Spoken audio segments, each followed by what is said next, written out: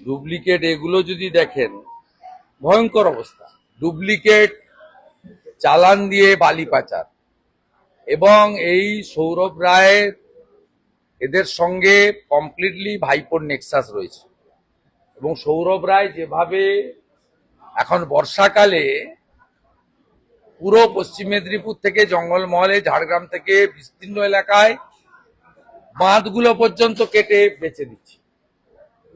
ও এ শুধু নয়, পুরো যে বালি সিন্ডিকেট, সে আউস গ্রামের লালন হতে পারে, পাণ্ডবেশ্বরের গৌতম ঘোষ হতে পারে, সিউড়ির জাকির হতে পারে, সঞ্জীব পাটোয়ারি হতে পারে। এ বড় স্ক্যাম। এবং সরকারের কাছে 20 টাকা রেভিনিউ আসছে, 80 টাকা রেভিনিউ এদের মাধ্যমে এরা সহ পুলিশ সহ ভাইপোর কাছে চলে যাচ্ছে।